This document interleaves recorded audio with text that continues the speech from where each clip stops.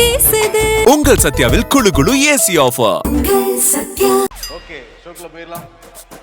காசு பணம் துட்டு மணி மணி அது ஒரு லைன் வரும். என்ன நல்ல வாயம் சம்பாரிச்சு நாரவாயம் திங்கிறான் அப்படின்னு. ஆமா, இப்ப என்னன்னா நாரவாயம் நல்ல வாயனுக்கு கொடுக்குறானான்னு தெரியல. ஆமா, அதை திருப்பி போட்டுக்கலாம். பட் நம்ம ஆனா நல்லவர்களுக்கு பணம் வருதுங்கிற மாதிரி சொல்றாங்க. வாக்காள பெருமக்களுக்கு தமிழ்நாடு மேப் எடுத்து வச்சுக்கிட்டு பணம் போட்டேன்னா எப்படி இருக்கும், அந்த மாதிரி பணம் மழை பொழிஞ்சுக்கிட்டு இருக்கான் தமிழ்நாடு முழுக்க. அந்த ஏரியா இந்த ஏரியால நேற்று நீங்க கொங்கு பெல்ட் சொல்லியிருந்தீங்களே, கொங்குல அதெல்லாம் இப்ப சவுத்து நார்த்து அங்க எங்கன்ட்டு எல்லா பக்கமும் பணத்தை வாரி இறைச்சிக்கிட்டு இருக்கிறாங்க. தேர்தல் படக்கும் படை பேருக்கு அங்கங்க இன்னும் அவங்க பாவம் தான். இப்ப நான் தமிழ்நாடு முழுக்க டிராவல் பண்ணுவோம்ல, ஒரு ஊர்ல இருந்து இன்னொரு ஊருக்கு போறதுக்கு முன்னாடியே செக் போஸ்ட் மாதிரி ஒரு 5-6 இடத்துல நிப்பாட்டிடுவாங்க. நான் சொல்லுவேன் அவங்ககிட்ட, உங்களுக்கு முன்னாலே மனசாட்சி இருக்கா? எல்லா பக்கம் விட கொடுத்து முடிச்சுட்டாங்க, கொடுக்கவும் போறாங்கிறப்ப தெரியும் சார் எங்களுக்கு, பட் எங்களுடைய கடமையை நாங்க செய்யணும் இல்லையா அப்படின்னு சொல்லிட்டு எங்களை கார்ல இருந்து இறக்கி விட்டு எல்லா லக்கேஜி இறக்கி வச்சு ஓடா பேக்கை காட்டி கேமரா பேக் ஏதாவது இது இதாங்க மைக்கு இதாக பேட்டரி காட்டிட்டு வருவோம். ஆனா அது எல்லாருக்கும் தெரியாம நடக்குது, தெரிஞ்சதான் நடக்குது. ஆனா அங்கங்க இப்பயும் பிடிச்சிட்டு தான் இருக்காங்க, அந்த செய்தியும் வரதான் செய்யுது. ஓகே, இதெல்லாம் நீங்க போனப்ப பாத்தீங்க, உங்களுக்கு ஏதாவது வேட்பாளர் பஜ்ஜி போட்டு கொடுத்தாங்களா, கரும்பு ஜூஸ் போட்டு கொடுத்தாங்களா? கரும்பு ஜூஸ் பஜ்ஜி எல்லாம் நானே போய் வாங்கி சாப்பிட்டுக்கிட்டேன், குடிச்சுக்கிட்டேன். இன்னைக்கு காலையில சென்னையில முதல்வர் கரும்பு ஜூஸ் போட்டு அவர் வாக்கு சேகரிச்சு. கரும்பு ஜூஸா? ஐயோ, அதெல்லாம் ரொம்ப டெக்னிக்கலா வேற இருக்குமேப்பா. அது அவர் ஹெல்ப் பண்ணாரு, இருந்தாலும் அந்த ஜூஸ் எல்லாம் பிடிச்சி கொடுத்து அந்த மாதிரி வாக்கு சேகரிச்சாரு. ஆட்டோ ஓட்டல, பின்னாடி உட்காந்து ஆட்டோல பயணிச்சு வாக்கு சேகரிக்கிறது முதல்வர் ரேஞ்சுக்கு அந்த இதை கொண்டு வந்துட்டாங்க. இந்த பஜ்ஜி போடுறதெல்லாம் அவரே பண்ற அளவுக்கு போயிட்டாங்க. புரோட்டா போடுவாங்க, தோசை ஊத்தி கொடுப்பாங்க. ஏன்னா ரஜினி ஃபார்முலா நினைக்கிறேன், ஆட்டோக்காரன் நாளும் தெரிஞ்ச ரூட்டுக்காரன் அப்படின்னு சொல்லிட்டு போயிருக்காரு. ஓகே, அதே மாதிரி திமுக ஆதரவா அரவிந்த் கெஜ்ரிவால் டெல்லியோட முன்னாள் முதலமைச்சர் பிரச்சாரம் பண்ணியிருந்தாரு. அவர் என்ன சொல்றாருன்னா, பிளவுவாத அரசியல்ல தமிழ்நாடு மக்கள் வெறுக்கிறாங்க, அதனால பிஜேபி ஆதரவு கொடுக்க மாட்டாங்க. அதிமுகவுக்கு நீங்க ஒரு எம்எல்ஏ ஜிக்க வச்சா கூட அந்த ஒரு எம்எல்ஏ பயன்படுத்திட்டு பிஜேபி இங்க சிஎம் ஆகி உட்காந்துருவாங்க. அந்த அளவுக்கு கோவத்துல இருக்கிறாரு, நம்ம பதவியை பறிச்சுட்டாங்களே பிஜேபின்ட்டு. அதே மாதிரி நாட்டிலேயே ரொம்ப வலிமை மிக்க தலைவர் ஸ்டாலின். நாங்க காலை உணவு திட்டத்தை தமிழ்நாட்டுல இருந்து காப்பி பண்ணி பஞ்சாப்ல அமல்படுத்த போறோம் அப்பெல்லாம் கொண்டு பிரச்சாரம் பண்ணியிருந்தார் அரவிந்த் கெஜ்ரிவால். பிஜேபி எதிர்ப்பு அதிமுக எதிர்ப்பு தான். அவர் விஜய் இதெல்லாம் டச் பண்ணவே கிடையாது. என்னோட நண்பர் தான் கமல் ஆரம்பிக்கிறப்ப ஆதரவுலாம் கொடுத்திருந்தாப்புல. ஆமா, இப்போ என்னன்னா அதே மாதிரி இன்னொருத்தரும் வீடியோ வெளியிட்டு ஆதரவு கொடுக்குறேன்னு சொல்லியிருக்காரு. யாருன்னா ஹைதராபாத்ல எம்பியாலாம் இருக்கிறாருல, ஓவைசி ஏஐஎம்ஐஎம் கட்சி திமுக கூட்டணிக்கு ஆதரவு அப்படின்னு சொல்லி வீடியோலாம் வெளியிட்டிருக்காரு. இன்னொரு பக்கம் முதல்வரே வீடியோலாம் வெளியிட்டிருக்காரு. அவர் என்ன சொல்றாரு, உங்க அப்பாவா, உங்க அண்ணனா, உங்க தம்பியா, உங்க தோழனா அப்படின்னு விஜய் மச்சானா அந்த அளவுக்கு போகல, உங்க தோழனா நிறுத்திக்கிட்டாரு. விஜய் மாமனா அதெல்லாம் போனார்ல, அந்த லெவலுக்கு போகாம அவரும் பேசிக்கிட்டு இருக்கிறாரு. அதே மாதிரி இந்த மாதிரி சொல்லுவாங்க, ஸ்டாலின் இஸ் மோர் டேஞ்சரஸ் தென் கருணாநிதினு. எனக்கு எப்பவுமே கலைஞரோட என்ன ஒப்பிடுறது சரியா இருக்காது. ஆனா தமிழ்நாட்டுக்கு ஒரு பிரச்சனைனா நான் மோர் டேஞ்சரஸ் தான் அப்படின்லாம் பேசியிருக்காரு. ஓகே, ஸோ பிரச்சாரத்தோட இறுதி கட்டத்துல எல்லாரும் பயங்கர பஞ்ச் டயலாக்ஸா இறக்கி விட்டுட்டு இருக்காங்க. அதே மாதிரிதான் கார்கே அதே தான் சொல்றாரு, நாடே ஸ்டாலின் முன்னாடி தான் நின்றுகிட்டு இருக்கு. காரணம், தென்னிந்தியாவை காத்திருக்காரு ஸ்டாலின், அவர் டெல்லிக்கு அடிபடையவே மாட்டார் அப்படின்னு அவர் ஒரு பஞ்ச் டயலாக் எழுதி கொடுத்துருக்காரு. ஆமா, ஆளாளுக்கு வந்திருக்கிறாங்க. இதுக்கடையில திமுகவோட விவசாய அணி நிர்வாகி பெரம்பலூர் மாவட்டத்துல அந்த பணம் பிடிச்சிருக்கிறாங்க, ஒரு 2.25 கோடி. அவர் கார்ல சாத்தியம் இல்லையா இது, சிக்கியிருக்காரு போய். அதனால அவர் கார்ல பிடிச்சிருக்காங்க. அவங்க டிரைவர் எல்லாம் விசாரிச்சுக்கிட்டு இருக்கிறாங்க. அதிமுக தரப்புலயும் அங்க ஒண்ணும் இங்க ஒண்ணுமா பிடிச்சிக்கிட்டு தான் இருக்கிறாங்க. ஓகே, அதெல்லாம் அங்க ஒண்ணு இங்க ஒண்ணுதான். மற்றபடி பணப்பட்டுவாடாங்கிறது தமிழ்நாடு முழுக்க நடந்துகிட்டு தான் இருக்கு. அது வாக்காளர் பெருமக்களுக்கு தெரியும். அதான் அதிமுக தரப்புலையும் பிடிக்கிறாங்கன்னு சொன்னீங்கல்ல, அதிமுக கூட்டணியில் இருக்கிற அமமுகவுடைய வேட்பாளர் சுந்தரராஜ் ஒட்டப்பிடாரத்துல நிக்கிறார். அவருடைய மகன் வீட்டுல இருந்து ஒரு 46 லட்சத்தை எடுத்துருக்காங்க பறக்கும் படையினர். ஓகே, அதனால எல்லா கட்சிகளும் பாகுபாடு இல்லாம தான் பிடிச்சிட்டு தெரியுது. கூட்டணி கட்சிங்கிறனால 46 லட்சமா, அங்க டிஎம்கே டைரக்டாங்கிறதுனால 2.25 கோடி. சரி, ஓகே, பிடிச்சிருக்காங்க. இன்னும் கொஞ்சம் பிடிக்கணுங்கிற மாதிரி தான் இருக்கு. ஏன்னா நம்ம பேசிட்டு இருக்கும் போதே கோவை தெற்குலாம் பெரிய சண்டை நடந்துகிட்டு இருக்காங்க. பணம் வந்து அதிமுகல இருந்து நாங்கள் 1000 ரூபா தான் கொடுக்குறோம், நீங்க எப்படி 5000 ரூபா கொடுக்கலாம்லாம் கோவை தெற்குல கடுப்பாகி அவங்க வந்து கைகலப்பு வரையெல்லாம் போயிருக்கு நேற்று நைட்டு. ஈக்குவலா கொடுத்தா அதுன்னு நீங்க அவ்வளவு கொடுத்தீங்கன்னா என்னால கொடுக்க முடியாதுல்ல. ஆமாப்பா, நீங்க 5 வருஷம் இருந்துட்டீங்க வச்சிருப்பீங்க அப்படின்னு சொல்லிட்டு இப்போ வந்து புகார்லாம் வந்திருக்கு தேர்தல் ஆணையத்துக்கு. இந்த மாதிரி கரூர்ல இருந்து கேங் வந்து இங்க வந்து பணத்தை இறக்குறாங்க, அதனால இந்த தேர்தலை கேன்சல் பண்ணும் கோவை தெற்கு. சிங்கானலூர்ல அதிமுகவும் ஈக்குவலா பணம் கொடுக்குறாங்க, தொண்டாமுத்தூர்லாம். இப்போ எஸ்பி வேலுமணி செந்தில் பாலாஜி 2 பேரும் பணத்தை அள்ளி வீசுறாங்க, இதை நிறுத்தணும் தேர்தலை இந்த தொகுதிகள்லாம் புகார் போயிருக்கான். இப்ப கரூர்ல இருந்து கோயம்புத்தூர் பணத்தை தானே போயிருப்பாங்க. அதுல 3 ஊரை தாண்டி வந்து போகணும், காங்கயத்தெல்லாம் பல இடத்தெல்லாம் தாண்டி வந்து போகணும். அப்ப என்ன பண்ணாங்க பறக்கும் படையினர்? டக்குன்னு பஜ்ஜி அந்த போட்ட வேட்பாளர் போட்ட பஜ்ஜி எதுவும் கொடுத்துட்டு ஓடிட்டாங்களான்னு தெரியல, கொண்டு போயிருக்காங்க.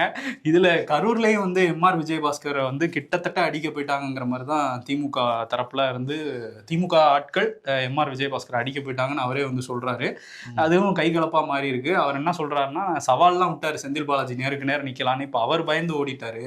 இப்ப என்னைய வந்து கொலை பண்ண முயற்சி பண்றாங்க, என் உயிருக்கோ என் குடும்பத்தினர் உயிருக்கோ ஏதாவது ஆச்சுன்னா அது காரணம் செந்தில் பாலாஜி தானே அவர் ஒரு பேட்டி கொடுத்திருக்காரு. மொத்தத்துல கரூர் களங்கிறது ரொம்ப பரபரப்பா இருக்கு. தமிழ்நாட்டிலேயே அதிகபட்ச வாக்காளர்களுக்கு பணம் கொடுக்குற கட்சின்னு பார்க்க 2 கட்சி இருக்குன்னு வந்து தெரியுது. ஃபீல்ட் ரிப்போர்ட் அப்படிதான் இருக்கு. ஆமா, அந்த அளவுக்கு பணப்பட்டுவாடா நடந்துகிட்டு இருக்கு கரூர்லயும் கோவையிலையும். சரி, இன்னொரு பக்கம் என்னன்னா, சேலத்துல பிரச்சாரத்தை முடிச்சிருக்காரு எடப்பாடி பழனிசாமி. மார்ச் 25 இங்க மயிலாப்பூர்ல தமிழிசை சவுந்தரராஜனுக்கு ஆதரவா பிரச்சாரத்தை ஆரம்பிச்சாப்புல. தொடர் பிரச்சாரம் ஓய்வு. இதுக்கு முன்னாடி 2 வருஷமா வந்து மக்களை தேடி மருத்துவமா, ஐயோ அது வந்து மக்களை காட்போம் மீட்போம் அப்படின்னு வந்து ஆரம்பிச்சாரு அவரு. ஆமா, இப்ப போயிட்டு வந்தாரு. இப்ப இந்த நேற்று வந்து முடிக்கிறப்ப மாணவர்கள், குறிப்பா அந்த முதல் தலைமுறை வாக்காளர்களை பார்த்து கேட்கிறாரு, உங்களுக்குலாம் ஆல் பாஸ் போட்டது யாரு? நான் தான். நீங்கெல்லாம் ஆன்லைன்ல அரியர் கிளியர் பண்ணது ரொம்ப எளிமையா வந்து தேர்வு நடத்தினது யாரு? நாங்களாம். இப்ப ஆன்லைன்ல பசங்க பிட்டு அடிச்சதெல்லாம் சொல்லி காட்டி வாக்கு சேகரிச்சுக்கிட்டு இருந்தாரு. திரும்ப வந்து அந்த மாதிரி ஆன்லைன்லயே ஆல் பாஸ் போட்டு விட்டுருவாரு எழுத சொல்லி. அப்படிலாம் சொல்லல, பட் இதெல்லாம் நீங்க நினைச்சு பாக்கணுமா இல்லையான்னு வந்து கேக்குறாரு. அதெல்லாம் அழுகுறாரு. சில பேர் அழுகுறாங்க உண்மையிலே, ஐயோ ஒழுங்கா படிச்சிருக்கலாமோ, ஆல் பாஸ் போட்டாங்க நம்ம படிக்காம விட்டோமே. இது அரசியலும் பொருந்தும். நீ ஆட்சி பண்றப்ப ஒழுங்கு ஆட்சி நடத்தி இருந்தா இப்படி வந்து பணம் கொடுக்கறது வேண்டிய தேவை இருக்கா? அழுக வேண்டிய தேவை இருக்காது. எடப்பாடியே நீ எழுதிருக்காரு எடப்பாடி தொகுதியில, அங்கதானே பினிஷிங் டச் கொடுத்திருக்காரு அவரு. ஓகே, இந்த மக்கள் தான் என்னை வந்து தேர்ந்தெடுத்தீங்க, அதனால நான் வந்து பொதுச் செயலாளர் ஆயிருக்கேன், முதலமைச்சர் வந்து ஆயிருக்கேன். ஒவ்வொருத்தருடைய குடும்பத்திலயும் அடுத்த ஜென்மம் தான் நான் வந்து பிறக்கணும் அப்படின்ட்டு இருக்காரு. ஒவ்வொரு வீட்லயும் நானும் இருக்கேன் அப்படின்ட்டு இருக்காரு இவரும்.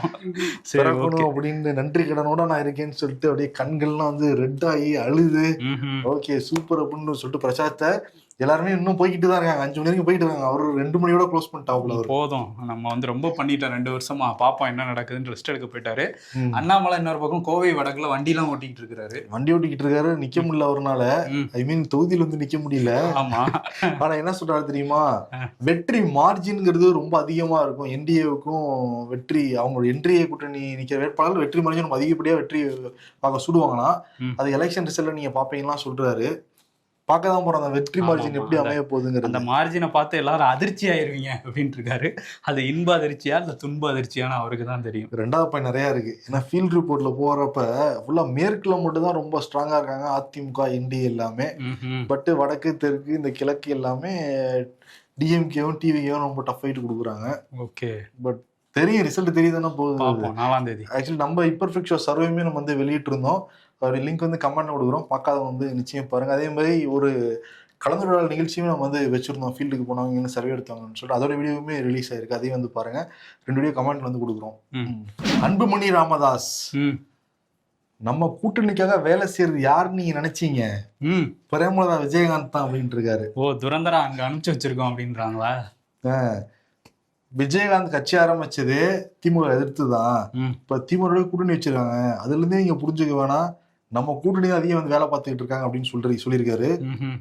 நம்ம ஃபீல்டு போய் விசாரிச்சப்பையும் ரொம்ப ஸ்ட்ராங்கான கேண்டிடேட்டை போடலையா பிரேமலதா விஜயகாந்த். ஸ்ட்ராங்கான கேண்டிடேட்னா களத்துல ஸ்ட்ராங்கா வெல்த்ல ஸ்ட்ராங்கா?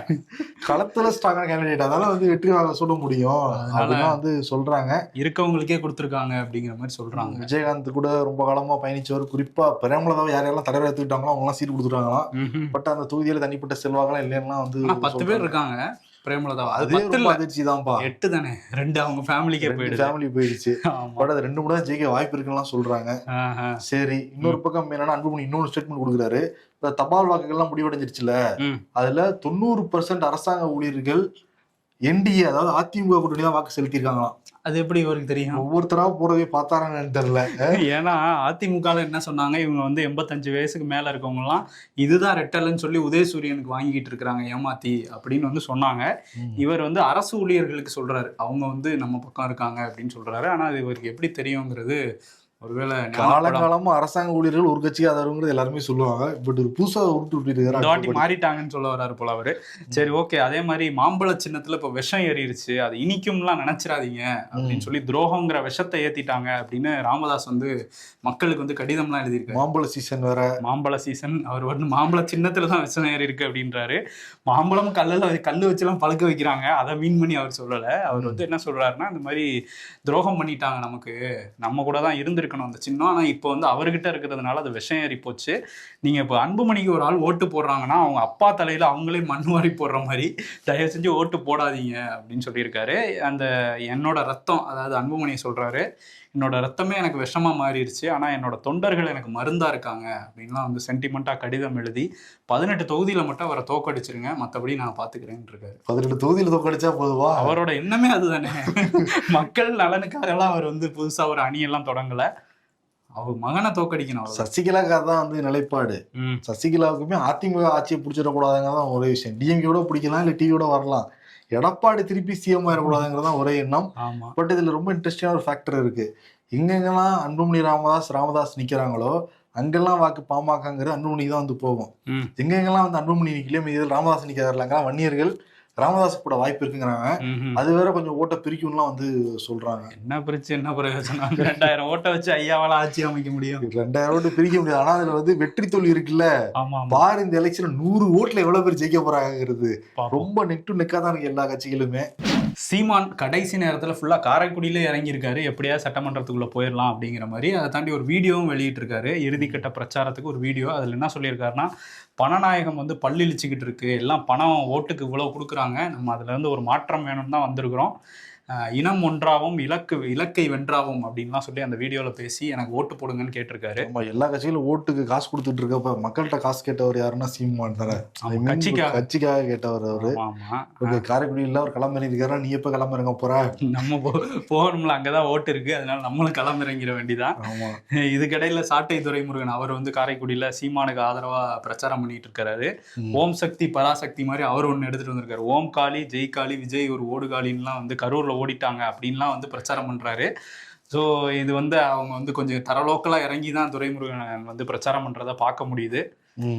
காரைக்குடி மக்கள் ரசிக்கிறாங்களான்னு கேட்டா கொஞ்சம் டவுட்னு தான் சொல்றாங்க பேசும்போது. இதெல்லாம் நம்ம கேட்கறப்ப நமக்கே ஒரு மாதிரி நெருடலா தானே இருக்கு. பிரச்சாரம் பண்ணலாம், பட் கொஞ்சம் இறங்குறதுங்கிறது யாரும் ஏத்துக்க மாட்டாங்க. பட் ரிசல்ட் உண்மையாலுமே காரைக்குடியில நான்குமுனை போட்டி வந்து நடந்துகிட்டு இருக்கு.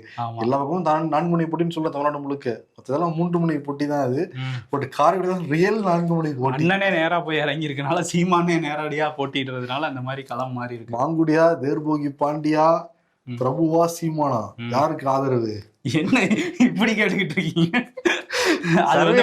தமிழ்நாடு முழுக்க போய் சர்வே எடுத்தா பவுண்ட் எடுக்க வேணாவா? அது இப்படி ஓப்பனா எடுப்பீங்க? சரி, யாருக்கு ஆதரவுன்னு காரைக்குடி மக்கள் மே 4ஆம் தேதி ரிசல்ட்ல சொல்லுவாங்க. சரி, நீ ஆதரவு யாருங்கிறது மக்கள். கரூர்ல நீங்க யாருக்கு ஆதரவு சொல்லுங்க, ஷோ முடிச்சு சொல்லி. இவ்வளவு நாளா ரோட் ஷோ போய்கிட்டு இருந்தாரு விஜய். இன்னைக்குதான் மக்களை பார்த்து திருப்பி வந்து பேசியிருக்காரு. இன்னைக்கு ரோட் ஷோ போனாரு, அதுக்கப்புறம் பேசியிருக்காரு. அதுவும் அடி வைத்து இருந்து பேசுறார். மீண்டும் சந்திக்கும் வரை அப்படின்ட்டு வந்து மீண்டும் எப்படி முதல்வரா தான் சந்திப்பாரா, இல்ல சந்திக்கும் வரை குறியீடா கோல்வேடா வந்து சொல்றாரா. திருப்பி குழந்தைகளா வந்து புரிய வச்சிருக்காரு. ஒவ்வொரு வீட்டுல இருக்கிற பிள்ளைகள், உங்க அம்மா கிட்ட, அப்பா கிட்ட, சித்தி கிட்ட, பெரியமா கிட்ட, மாமா கிட்ட, உங்க மாமா விஜய்க்கு ஓட்டு போட சொல்லுங்க அப்படின்னு கேட்டிருக்காரு. ஆமா, சாக்லேட் வேணும்னு அடம் பிடிக்கிற மாதிரி இது ஒரு தலைமுறைக்கான தேர்தல், எனக்கு ஓட்டு போட சொல்லி அடம் பிடிங்க அப்படின்லாம் சொல்லியிருக்காரு. ஏற்கனவே அடம் பிடிக்கிறாங்க, தொல்லை தாங்க முடியலன்னு நம்ம ஆடியன்ஸே சில பேர் சொன்னாங்கன்னு சொல்லி. சாக்லேட் வாங்கி கொடுங்க. அதனால வந்து ஓட்டு போடுங்க அப்படின்னு சொல்லி சொல்லுங்கலாம் கேட்டிருக்காரு. ரொம்ப நாளா வந்து இந்த பிஜேபியை கடுமையா தாக்கல அப்படின்லாம் சொல்லியிருந்தாங்க. இன்னைக்கு கடைசி பிரச்சாரத்திலையும் அதுதான் பண்ணுவாருன்னு நினைச்சப்ப பிஜேபியை தாக்கியிருக்காரு. பியூஷ் கோயல் வரையெல்லாம் தாக்கியிருக்கிறாரு. ஒரு அமைச்சர் என்ன நடிகன்கிறாரு, பாஜக அமைச்சர் அவங்கலாம் வந்து அரசியலுக்கு வந்ததுக்கு அப்புறம் நடிக்கிறாங்க அப்படின்லாம் சொல்லியிருக்காரு. நீங்களாம் நாடக நடிகர்னு சொல்லலாமா, நான் சினிமா நடிகர் அப்படின்னா அப்படின்னு கேட்கிறாரு. அதே மாதிரி இங்க வந்து வேற யாருக்கு ஓட்டு போட்டாலும் அது பிஜேபிக்கு தான் போகும்னு திமுக பிரச்சாரம் பண்ணாங்க. இப்ப விஜய் என்ன சொல்றாருன்னா, திமுகவுக்கு ஓட்டு போட்டாலும் சரி, பிஜேபிக்கு மற்றும் பலருக்கு, அதாவது ஏடிஎம்கேன்னு சொல்ல மாட்டாராம், மற்றும் பலருக்கு ஓட்டு போட்டாங்கன்னா கூட அது பிஜேபிக்கு தான் போகும், பாசிச பிஜேபிக்கு தான் போகும் அப்படின்லாம் பேசியிருக்காரு. ஆமா, என்னை எல்லாரும் சேர்ந்து எதிர்த்துட்டு இருக்காங்க, அதனால நீங்க வாக்களிக்கணும் விஜய்க்கு தான் அப்படின்னு சொல்லி கட்சி சின்னத்தை எல்லாம் குறிப்பிட்டு பேசினாரு. இதெல்லாம் தாண்டி அந்த கரூர் சம்பவத்தை பத்தி எங்கேயுமே வாய் திறக்கவே இல்லை. இப்ப இந்த கடைசி நாளான கரூர் சம்பவத்தை பத்தி வந்து பேசியிருக்காரு. இதுலயுமா நீங்க வந்து அரசியல் வந்து பண்ணுவீங்க, சட்டசபையில போய் நான் லேட்டா வந்துட்டேன்னு முதலமைச்சர் ஸ்டாலின் வந்து சொல்றாரு. நாமக்கல் இருந்து கரூர் வந்தப்ப எல்லாருமே லைவ்ல வந்து பார்த்துட்டு தான் இருந்தாங்க. கரூர் மக்களுக்கு இது வந்து தெரியும் அப்படிங்கிற வந்து குறிப்பிட்டு இருந்தாரு. ஆமா, அதனாலதான் கரூர்ல உங்க அடிமை, அதாவது செந்தில் பாலாஜியை சொல்றாரு, உங்க அடிமையை இப்ப கோவைக்கு வந்து அனுப்பிச்சு வச்சிருக்கீங்க போட்டி போட தோல்வி பயத்தால அப்படின்னு சொல்லியிருக்காரு. முதலமைச்சர் முதல்ல வீடியோ போட்டப்ப யார் மேலேயும் பழி சொல்ல விரும்பலன்னு சொல்லிட்டு அதுக்கப்புறம் சட்டமன்றத்தில் போய் என் மேல பழி சொன்னாரு அப்படிங்கிற மாதிரிலாம் பேசியிருக்காரு. கொஞ்சம் எமோஷனலா பேசி அந்த சென்டிமெண்ட்லாம் எடுத்து விட்டுருக்காரு.